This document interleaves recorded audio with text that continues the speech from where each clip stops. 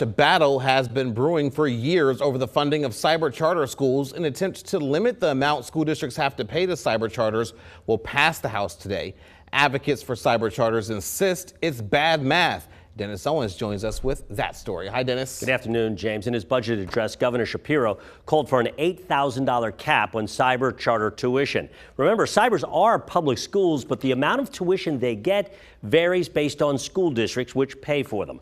The governor and several auditors general for years have been arguing it's a screwy funding formula and it needs to be more standardized. School boards argue they're having to write too large a check to cyber charters each year, and it's taking away from their mission. House Bill 1500 will pass the House later today. It offers a number of reforms and accountability measures, but it does put that $8,000 cap on cyber charter tuition. That means school districts would write smaller checks. Cyber advocates argue it would be crippling and harmful for the families that choose them. What we're looking at here is money and funding. What about the kids? What about the families that are leaving school districts for bullying, for lack of services, for mental issues?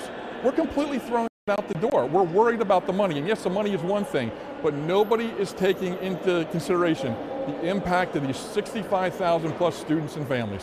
What we are trying to do is make sure that school districts keep the money that they are allotted to educate all the children in their schools, including the money that they have to pay to cyber charters for the students that go to them.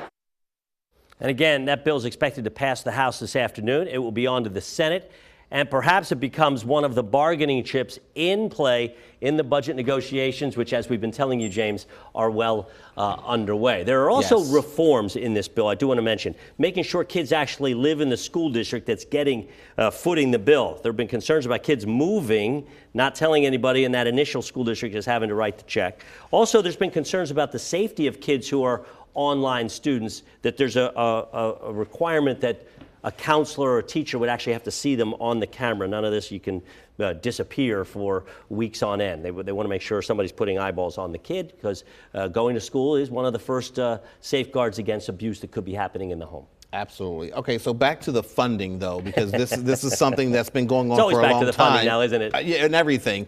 Now, is this an issue with the cyber charter schools where the Democrats will pass something in the House and the Republicans will block it in the Senate, or is this something where the two sides can maybe come to some kind of an agreement?